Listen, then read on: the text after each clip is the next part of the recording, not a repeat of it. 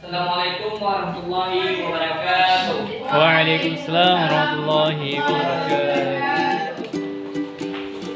Baiklah, pada pelajaran kali ini kita akan membahas tentang akhlak tercela pada diri sendiri ya. Akhlak, apa itu akhlak? Akhlak adalah situasi hati yang mantap yang muncul ke permukaan dari individu muslim dengan refleks tanpa dipertimbangkan. Jika situasi hati itu menimbulkan amal perbuatan yang baik dan terpuji menurut akal dan agama, dia disebut akhlak yang baik. Dan jika yang timbul darinya adalah amal perbuatan yang buruk, berarti situasi yang menjadi supportnya adalah situasi hati atau akhlak yang buruk. Kemudian akhlak tercela itu terbagi menjadi dua ya, ada pada diri kita sendiri dan ada pada orang lain. Kemudian macam-macam akhlak. Yang pertama itu ada hasud, yang kedua ujub, yang ketiga ada sombong, yang keempat ada riya, dan yang kelima adalah syirik. Pengertiannya, hasud adalah menurut Syekh Abu Hamid Al-Ghazali berkata, ketahuilah bahwa tidak ada kedengkian atau hasad kecuali terhadap kenikmatan. Jika Allah memberi nikmat kepada saudaramu, maka ada dua hal yang ada pada dirimu. Pertama, benci kepada seseorang yang memperoleh nikmat dan berharap agar nikmat itu lenyap dari padanya. Keadaan ini disebut dengan dengki ya. Batasan dengki adalah benci terhadap nikmat dan ingin melenyapkan dari orang yang mendapat karunia. Yang kedua, ia sendiri mengharapkan agar mendapat nikmat itu tanpa berusaha melenyapkan nikmat yang dimiliki orang lain.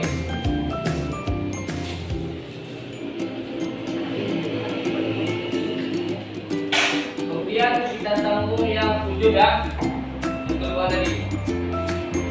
Ujub menurut Sufyan Ats-Tsauri yaitu meringkas definisi ujub yaitu perasaan takjub terhadap diri sendiri hingga seolah-olah dirinya yang paling utama daripada yang lain. Itu ujub ya.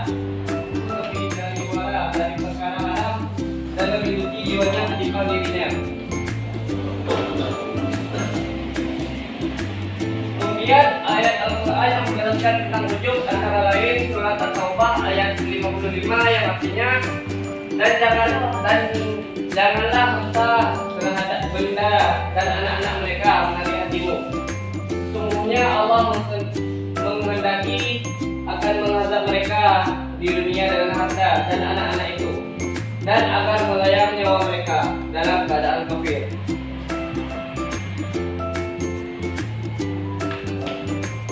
Kemudian kita masuk yang ketiga, sombong. Apa itu sombong? Teman-teman dah tahu sombong kan? Sombong berarti merasa kelebihan dan kehebatan yang ada pada diri sendiri. Kemudian ditambah dengan sifat suka menghina dan merendahkan orang lain. Orang sombong memandang rendah manusia lain karena merasa mempunyai sesuatu kelebihan yang ada pada diri mereka. Sifat sombong adalah sifat asli iblis. Berarti siapa yang sombong itu sifat iblis ya. Kemudian orang yang terserang sifat sombong akan keras hatinya, tidak dapat mengikuti kata hati yang baik karena rasa syukur di dalam hati tidak ada. Salah satu syarat diterimanya adalah orang yang tidak sombong kepada manusia yang lain.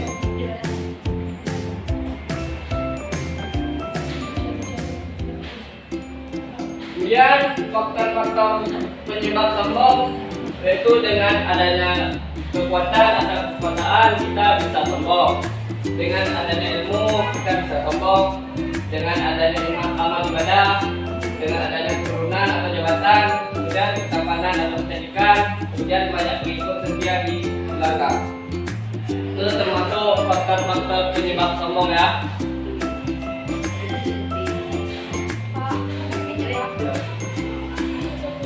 Kemudian kita masuk ke riya. Riya artinya memperlihatkan perbuatan ibadah kepada orang lain agar bisa syukur dan puji. Maksud lain adalah beribadah dengan niat Allah. dan karena ingin dilihat, disanjung atau dipuji manusia. Hakikat dunia sebenarnya ada dalam hati dan tidak selamanya ditunjukkan dalam perbuatan. Karena ada orang yang menunjukkan perbuatan dengan niat memberi contoh.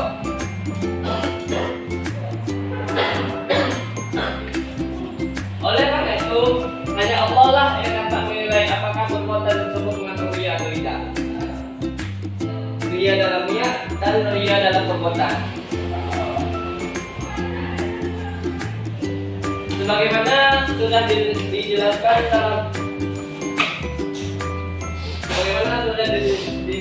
dalam surat Al-Maun, kecelakaan bagi orang-orang yang salat yaitu orang-orang yang lalai dari salatnya dan orang-orang yang berbuat ria.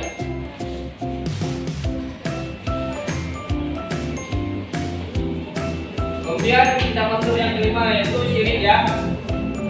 Syirik yaitu menyamakan selain Allah. Umumnya menyebutkan dalam uluhiyah Allah, yaitu hal-hal yang merupakan kekhususan bagi Allah, seperti berdoa kepada selain Allah, di samping berdoa kepada Allah atau memanggilkan sesuatu yang ibadah seperti menyembelih, berkurban, bernazar, berdoa dan sebagainya kepada selainnya. Itu yang dimaksudnya kepada selainnya itu kepada selain Allah ya.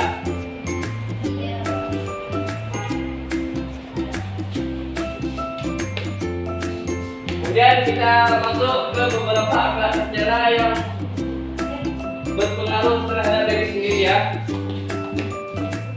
Kemudian yang pertama itu ada putus asa. Putus asa itu kebinasaan ada dalam dua hal, yaitu putus asa dan sujud. Ibnu Mas'ud radhiyallahu anhu menyebutkan kedua hal tersebut karena kebahagiaan tidak bisa dicapai kecuali dengan usaha, pencarian, keseriusan dan perjuangan. Sedangkan orang yang putus asa tidak mau berusaha dan tidak mau pula mencari. Sementara orang yang sujud beranggapan bahwa ia bisa mencapai kebahagiaan dan mencapai tujuannya, sehingga ia tidak mau berusaha. Karena apa yang sudah ada tidak perlu dicari, dan apa yang mustahil juga tidak perlu dicari. Itu yang dinamakan putus asa ya.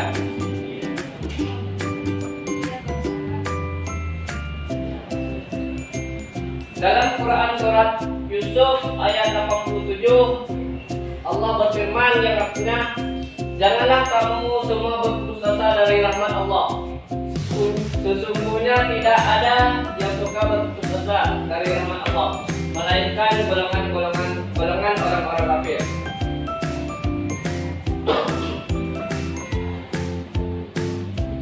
Kemudian yang kedua berlebih-lebihan. Yang pertama tadi putus asa ya.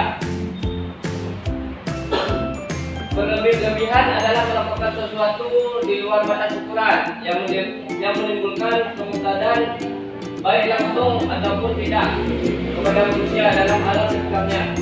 Pada dasarnya sikap berlebih-lebihan akibat dari sikap manusia yang tidak bisa mengendalikan hawa nafsunya. Sikap berlebih-lebihan sangat dibenci oleh Allah, sebagaimana dalam firman-Nya Quran surat Al-An'am yang berbunyi dan artinya, dan janganlah kamu berlebih-lebihan. Sesungguhnya Allah tidak menyukai orang-orang yang berlebih-lebihan. Kemudian dalam Quran surat Al-Isra ada juga, dan berilah kepada kerabat-kerabat akan haknya, orang muslim dan orang yang dalam perjalanan, dan janganlah engkau boros. Sesungguhnya orang-orang yang boros itu adalah saudara setan, dan setan itu sangat ingkar kepada Tuhannya. Kemudian kita masuk yang ketiga, marah atau adab. Yang pertama tadi putus asa, yang kedua tadi berlebih-lebihan, yang ketiga kita masuk adab atau marah ya.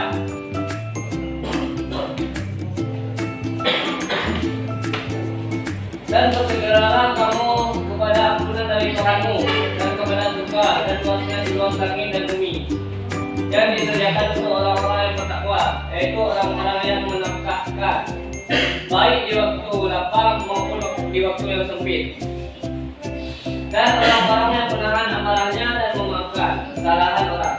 Sesungguhnya Allah Allah menyukai orang-orang yang membuat kebaikan. Itu menurut dalam Quran surat Al-Imran ayat 133 dan 134. Dalam hadis yang lain Rasulullah bersabda, tidaklah seorang itu suka memaafkan, melainkan dia akan semakin mulia.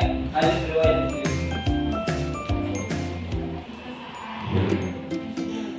Kemudian kita masuk dampak atau bahaya akhlak tercela.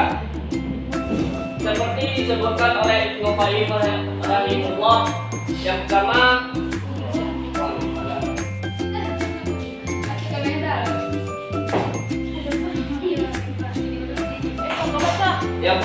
terhalangnya ilmu agama karena ilmu itu cahaya yang diberikan Allah di dalam hati dan maksiat mematikan itu.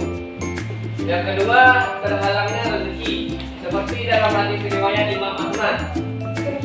Seorang hamba bisa terhalang rezekinya karena dosa yang menimpanya. Yang ketiga, kegelapan yang dialami oleh tukang maksiat di dalam hatinya sehingga hatinya memberat. Yang keempat, tidak mudah menerima kebaikan. Yang kelima, maksiat memperpendek umur dan menghapus keberkahannya. Yang keenam, maksiat akan melahirkan maksiat lain lagi. Demikian kata ulama salaf.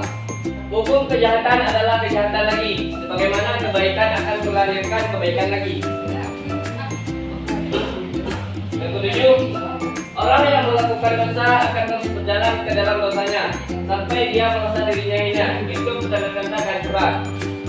Yang kedelapan, kemaksiatan menyebabkan kehinaan dan kebaikan melahirkan kebanggaan dan kejayaan. Yang kesembilan, maksiat merusak akal, sedangkan kebaikan membangun akal. Itu dampak atau bahayanya dari akhlak tercela ya.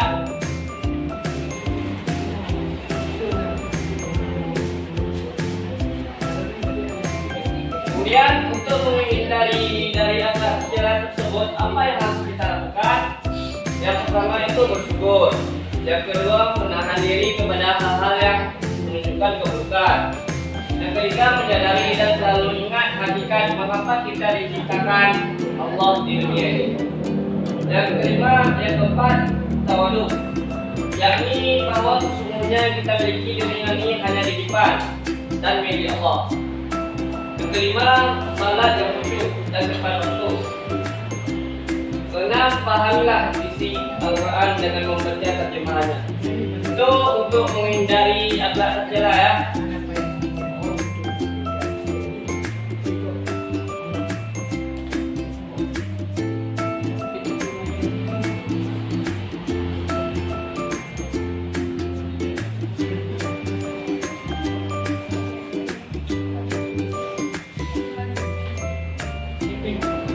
Nah, sekian materi Bapak tentang akhlak tercela pada diri sendiri. Mungkin dari kawan-kawan atau murid-murid yang kurang mengerti bisa ditanyakan langsung Bapak.